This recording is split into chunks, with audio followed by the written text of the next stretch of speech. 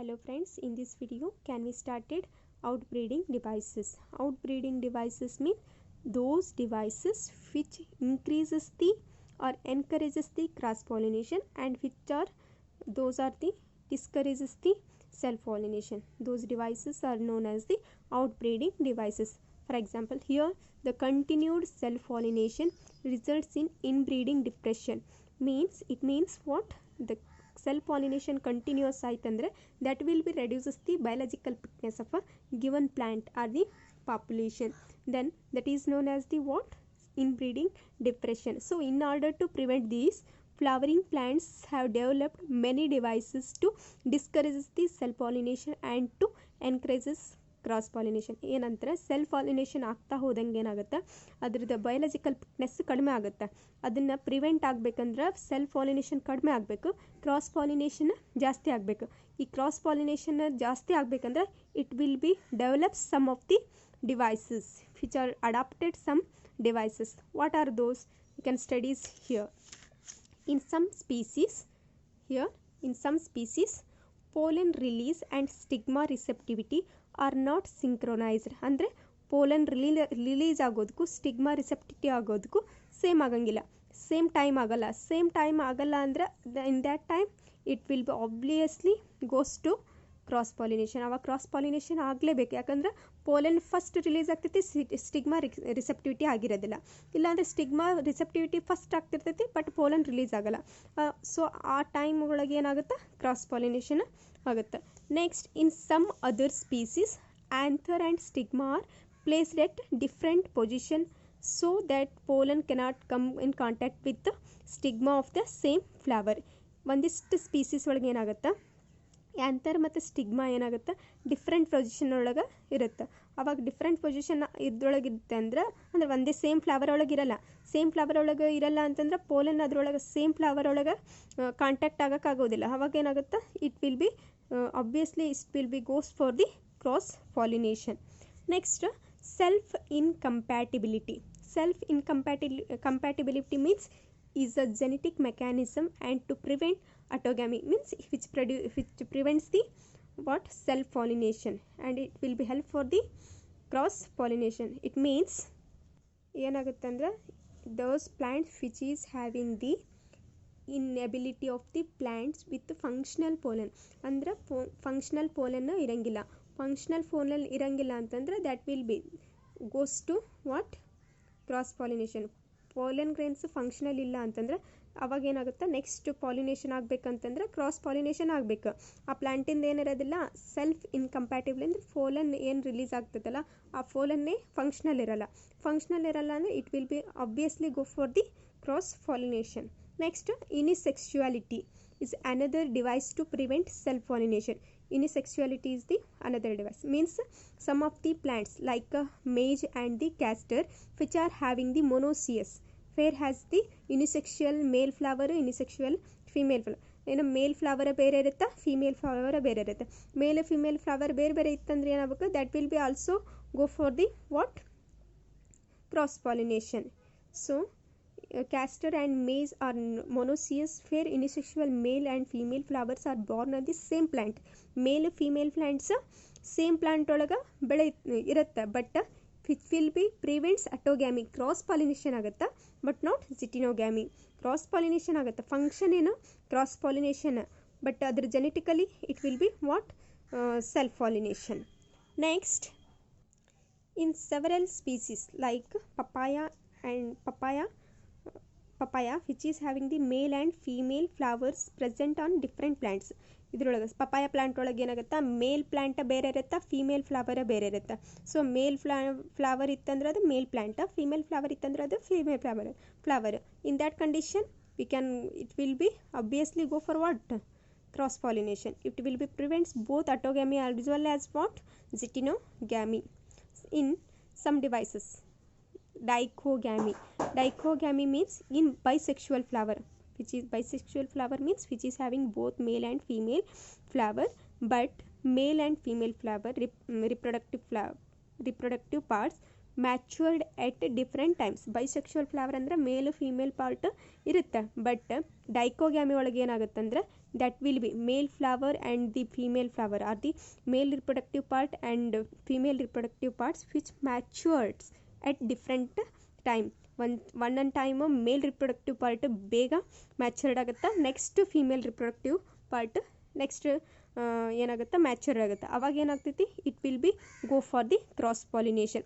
At a time ಆಗಿತ್ತಂದ್ರೆ self pollination ಆಗಿತ್ತು.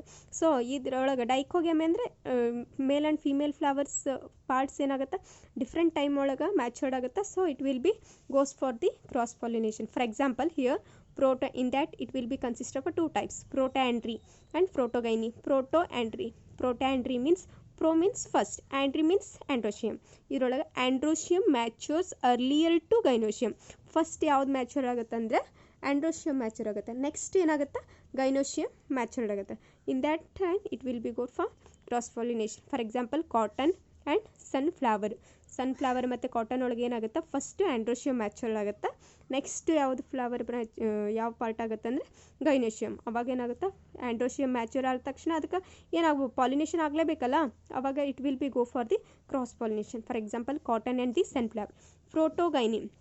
Proto means first, gyne means gynocium. So here gynocium matures earlier to androecium. Here ಏನಾಗುತ್ತಾ gynoecium first matured ಆಗುತ್ತಾ, next ಯಾವುದು mature ಆಗುತ್ತಾ androecium mature ಆಗುತ್ತೆ. For example four o'clock plant or mirabilis jalapa. Next herkogamy. Hurcogamy means there is a physical barrier between anther and the stigma that can prevent self pollination.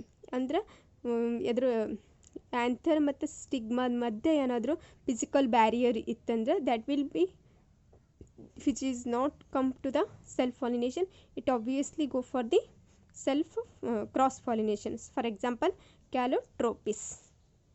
So these are all the devices which is increases or which are encourages the what cross pollination and as well as it will be discourages the self pollination.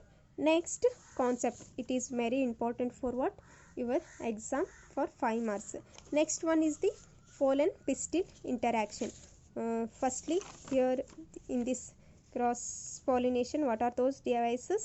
Some of the species which is pollen release and stigma receptivity are the not synchronized, then that will be encourages the cross pollination. Next stigma and anther and the stigma are placed at the different position, that is also encourages the cross pollination. Self incompatibility. Next unisexuality. Next monoecious are the dioecious plants. Next dichogamy.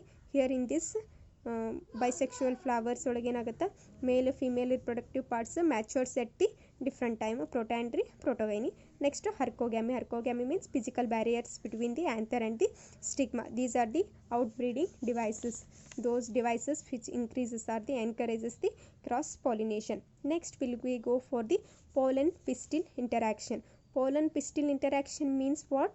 The events from deposition of pollen grains to stigma until the entry of pollen tube into the ovule are referred to as the pollen pistil interaction. ಅಂದ್ರೆ ಪೋಲೆನ್ deposition ಆಗೋದ್ರಿಂದ ಹಿಡಿದು next pollen tube formation ಆಗಿ next pollen pistil ಒಳಗೆ ಏನು interaction ಆಗುತ್ತಲ್ಲ ಅಲ್ಲಿವರೆಗೂ ಅಂದ್ರೆ pollen tube into a ovule, that will be those all events will be pollen pistil interaction. Events from the pollen deposition to pollen tube into the ovule are referred to as the pollen pistil interaction. Next, pollination does not guarantee the transfer of compatible pollen of the same species as the stigma. ಅಂದರೆ pollination guarantee ಇರಲ್ಲ, ಯಾಕಂದರೆ pollen grains compatible type ಇರುತ್ತೋ, ಅದೇ ಸ್ಪೀಸೀಸ್ದೇ ಇರುತ್ತೋ, ಬೇರೆ species ಇರುತ್ತೋ, ಇದೆಲ್ಲ ಏನು ಗ್ಯಾರಂಟಿ ಇರಲ್ಲ. So often pollen of the wrong type either from the same species or this other species from the same plant, if it is self incompatibility, or these are some of the devices or some of the incompatibility which are occurs in this pollination. So pollination ಆದ ತಕ್ಷಣ ಅಂದರೆ pollen ಅದ್ರ ಮೇಲೆ ಸ್ಟಿಗ್ಮಾದ ಮೇಲೆ ಬಿದ್ದ ತಕ್ಷಣ germination ಆಗ್ತೈತಿ, fertilisation ಆಗುತ್ತಾ ಅಂತ ಇರೋದಿಲ್ಲ. ಯಾಕಂತಂದ್ರೆ ಅದ್ರೊಳಗೂ ಏನಿರುತ್ತೆ, ಒಂದಿಷ್ಟರೊಳಗೆ ಕಂಪ್ಯಾಟಿಬಲ್ ಟೈಪ್ ಅಂದ್ರೆ ಎಲ್ಲ ಪ್ಲಾಂಟ್ಸ್ ಎಲ್ಲನೂ ಪೋಲನ್ ಗ್ರೇನ್ಸು ಜರ್ಮಿನೇಷನ್ ಆಗೋದಿಲ್ಲ.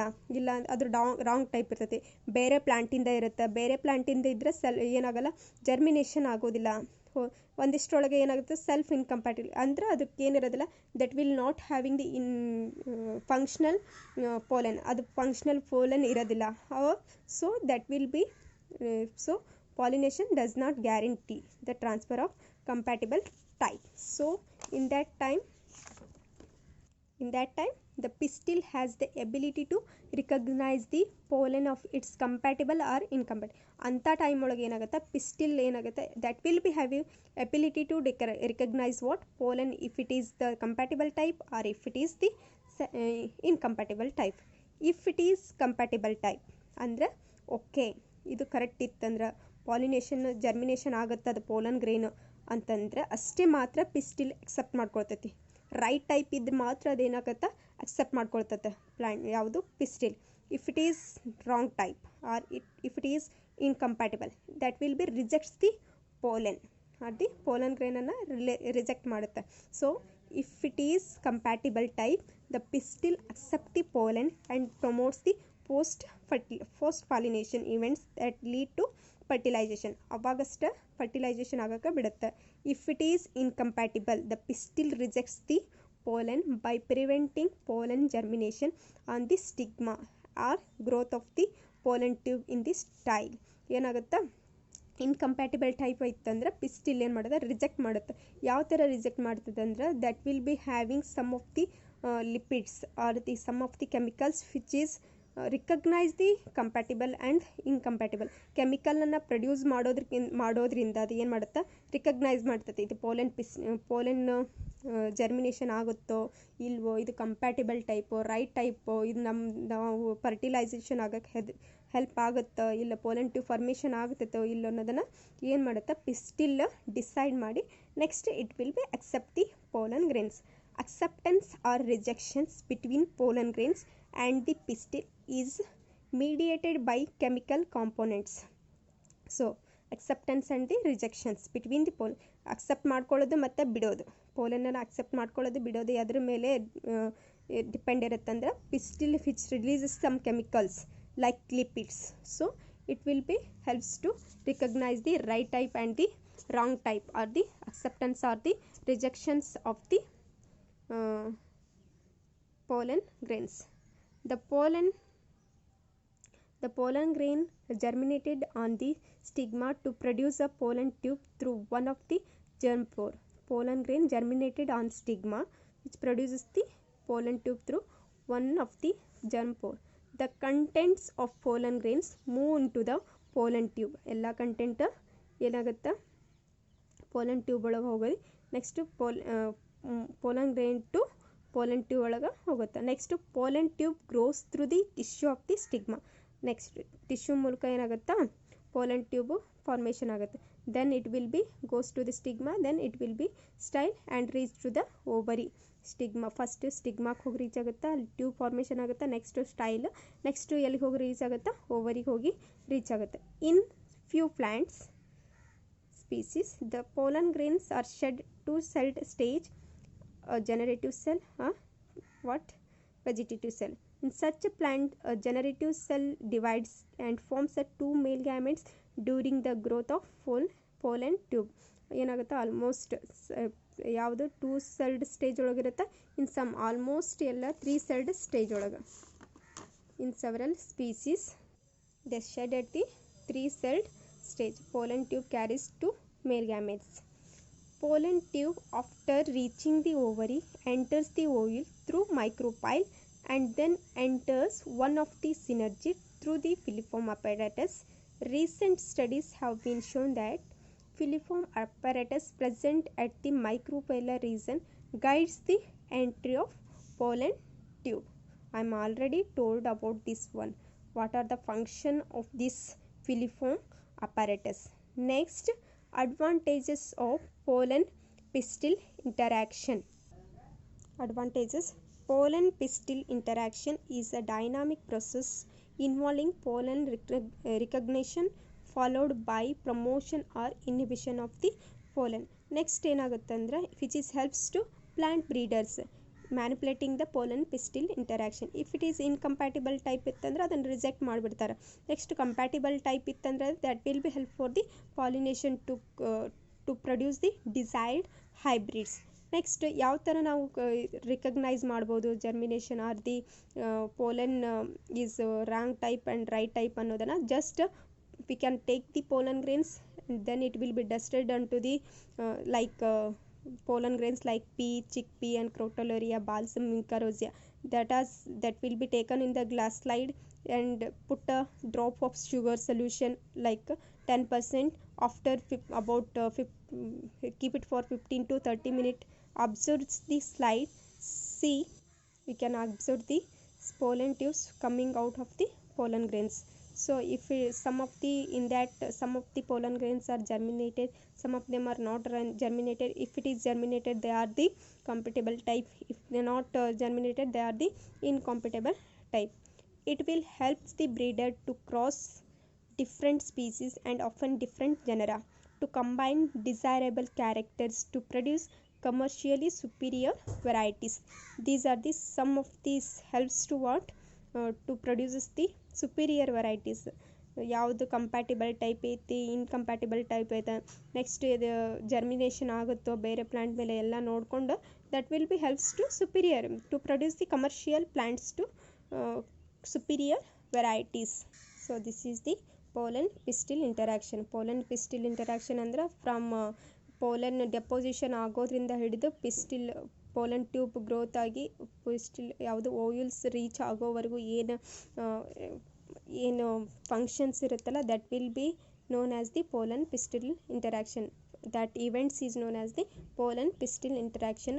ಅದರೊಳಗೆ ಏನಾಗುತ್ತೆ, ಪೋಲನ್ ಕಂಪ್ಯಾಟಿಬಲ್ ಟೈಪ್ ಐತೋ, ಇನ್ಕಂಪ್ಯಾಟಿಬಲ್ ಟೈಪ್ ಐತೋ, right type, wrong type, that will be recognise by the pistil and then it will be produces the some chemicals to recognize the right type and the wrong type. If it is right type, then it will be accept the pollen grains. If it is not right type or it will be incompatible type, then it will be rejects the pollen.